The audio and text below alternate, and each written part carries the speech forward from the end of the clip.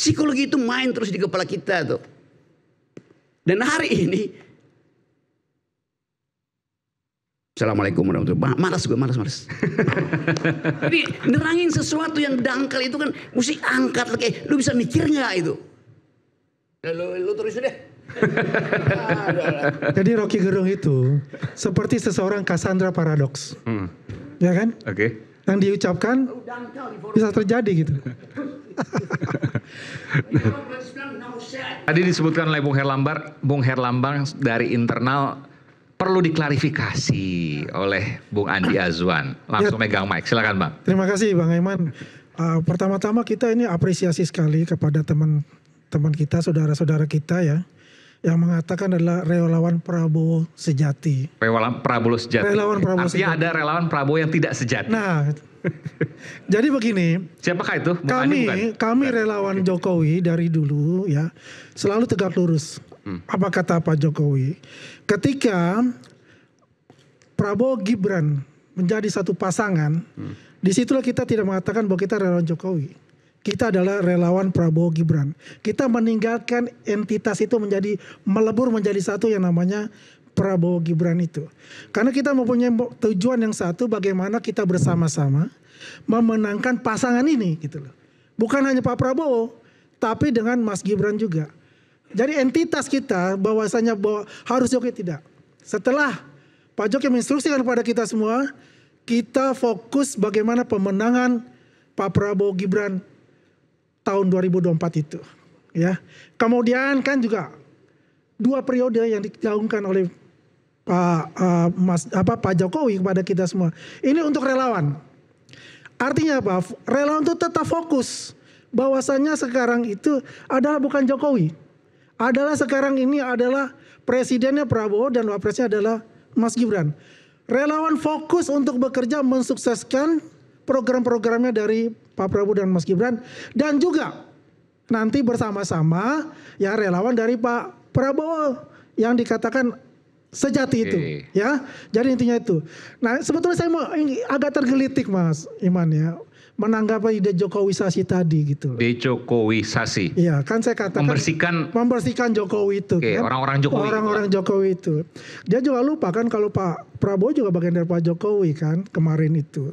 Kenapa dipilih artinya pembantu-pembantu beliau?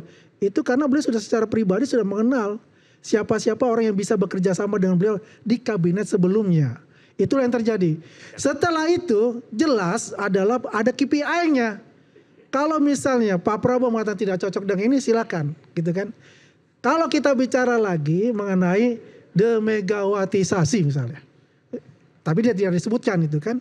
Ada beberapa kan yang afiliasinya kan, Sri Mulyani misalnya. Kemudian ada Budi Gunawan. Tapi kita juga lupa bahwasanya Ibu Mega itu masih sebagai Dewan Penasehatnya BPIP. Kan begitu. Artinya tidak ada istilah Jokowisasi, Megawatisasi, tidak. Yang ada adalah semuanya itu adalah walaupun dari partai politik, mereka adalah pembantu presiden, siap untuk diangkat, siap untuk diberhentikan. Ya, no hard feeling untuk itu. Oke. Makasih. Ya, saya tambah sedikit Bung Aiman. Jadi ya tadi supaya ini clear ya, tadi saya akan memulai bahwa position statement saya jelas ya. Kemudian standing position saya jelas sebagai relawan Jokowi yang juga relawan Prabowo Gibran hari ini. Nah, saya sedikit cerita singkat aja gini. Relawan pemenangan Prabowo Gibran tahun 2024 kemarin itu ada 450-an organ relawan ya. Sekitar 100 lebih itu dari Jokowi, ada hampir 60-an dari Gibran dan selebihnya itu dari Pak Prabowo, dan ada relawan parpol koalisi 400 karena saya TKN yang membawai relawan ya. Jadi di situ. Nah, sehingga tadi sudah disampaikan Bung Aswan, jadi memang representasinya ada bawaan Jokowi, bawaan Gibran, bawaan Pak Prabowo dan relawan-relawan partai. Nah, itulah yang ada di dalam rumah pemenangan relawan untuk Prabowo Gibran. Nah, kita satu tujuan, gak ada lagi terpecah-pecah untuk memenangkan Prabowo Gibran menjadi presiden.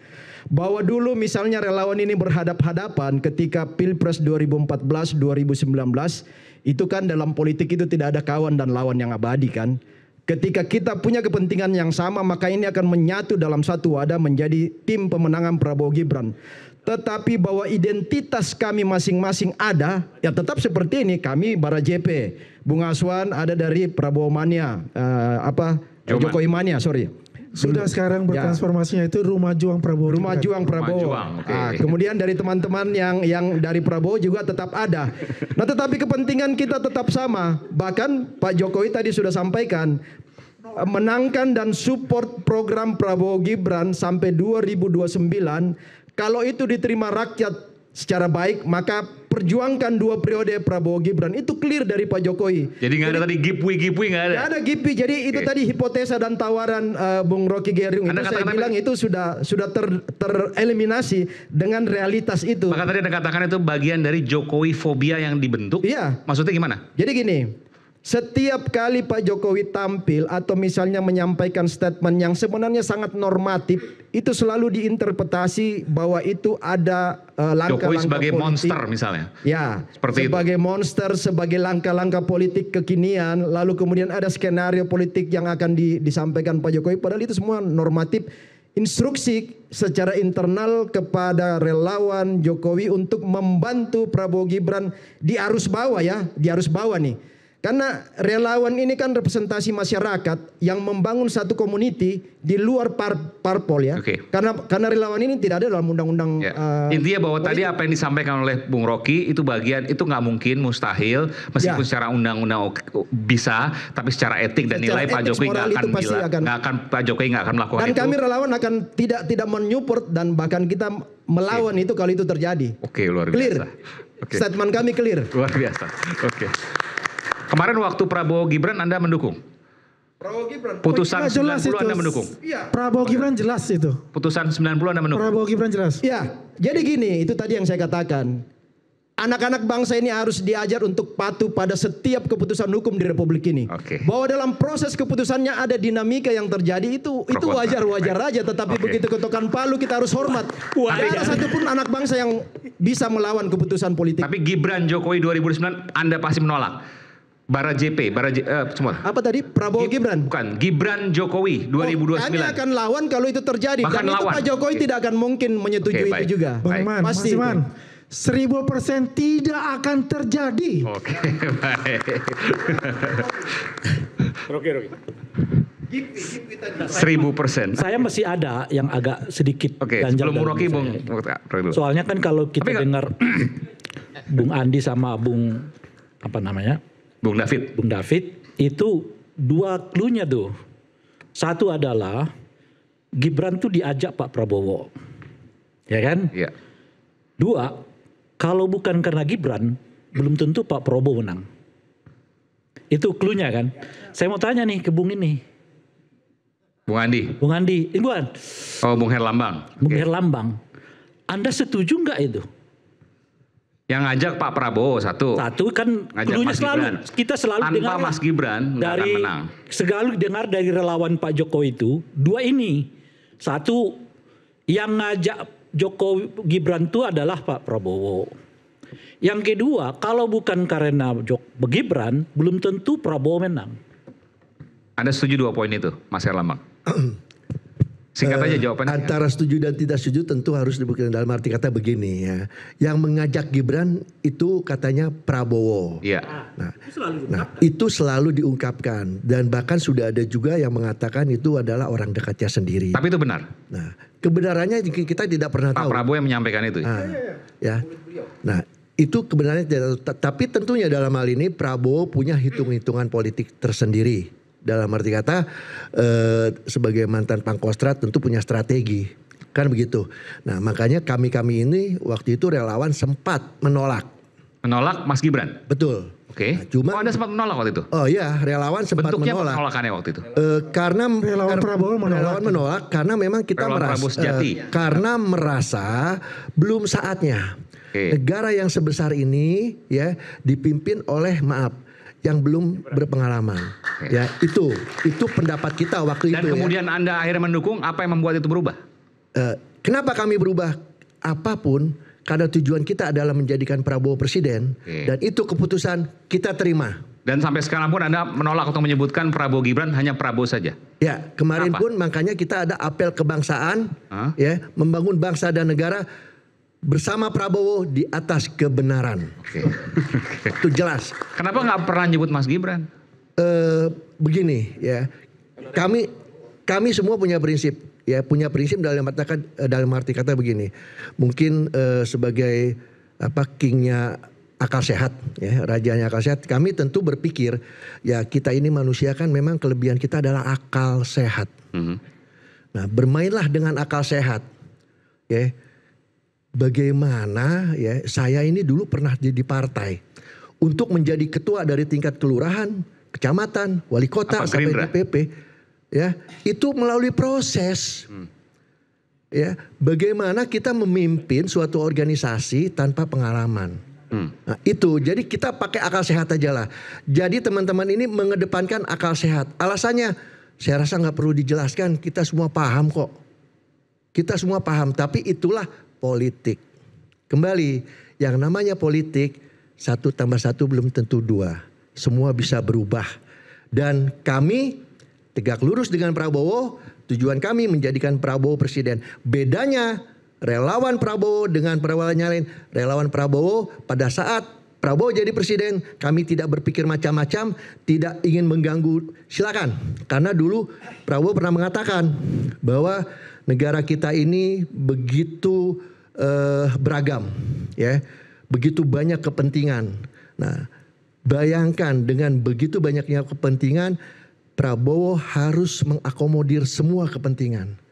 Dia pernah berpesan, perbedaan itu jangan dijadikan pertentangan, tapi jadikan perbedaan itu untuk saling melengkapi. Karena perbedaan yang bisa saling melengkapi selalu dikatakan seperti pelangi yang warna-warni, saling melengkapi itu menjadi indah. Oke, baik. Jadi itu ya dijelaskan tadi. Bung Rocky silakan. 1000% tidak akan mungkin. Secara etik nggak akan mungkin, meskipun secara undang-undang mungkin, tapi itu tidak akan terjadi. Silakan. Dan itu memunculkan, seolah-olah Bung Rocky memunculkan Jokowi fobia. Ya saya benarkan aja lah, karena anak kecil harus membela anak kecil gitu. Dan terlalu kecil keterangan itu tuh. Bukan kecil, dangkal gitu. Yuk bayangin ya. Rakyat Itali hari ini mendemo pemerintahnya, presidennya. Tapi presidennya kan bukan koruptor gitu. Juga bukan pelanggar hak asasi manusia itu. Tetapi sifat keraguan-raguan dari Perdana Menteri Itali terhadap kasus Palestina itu yang bikin rakyat marah. Palestina sekarang buka kedutaannya di London. Dunia ada di dalam ide yang lagi rekonfigurasi, realignment tuh. Dan Anda ngomong tentang hal yang itu relawan ini, apa poinnya itu? Buat kita yang berupaya untuk membaca politik itu di dalam dimensi universal tentang apa sebenarnya yang terjadi, human diversity, human dignity-nya, dan Anda masih membela sesuatu yang sangat teknis itu. Ini kenapa saya bosan begini-beginian? Karena nggak ada subjek yang bisa diuji dalilnya untuk membaca Indonesia bagian dari sejarah dunia. Gak ada sejarah Indonesia. Yang ada Indonesia bagian sejarah dunia. Indonesia menyumbang di situ, dia bagian dari yang dia sumbangkan tuh. Jadi kita kehilangan ide untuk bicara politik gitu. Bahkan saya bikin semacam thought eksperimen bahwa Gibran akan angkat bapaknya jadi wakil presidennya, sehingga Presiden Gibran, wakil presiden Jokowi itu nggak mungkin terjadi, nggak ada etiknya. Kalau ada etiknya dari awal Gibran nggak jadi wakil presiden. Nggak ada di dalam sejarah. Dari zaman Kaisar Nero muncul Caligula, Louis XVI, Henry VII, sampai Puyi, semua itu yang terjadi, tuan-tuan. Itu pakai otak dong tuh, baca sejarah dunia tuh. Studi yang dalam supaya kita analisis itu sesuatu yang Yang ada mutunya walaupun terlihat dangkal tapi bermutu itu. Mungkin saya sedikit. Ya sedikit. Enggak.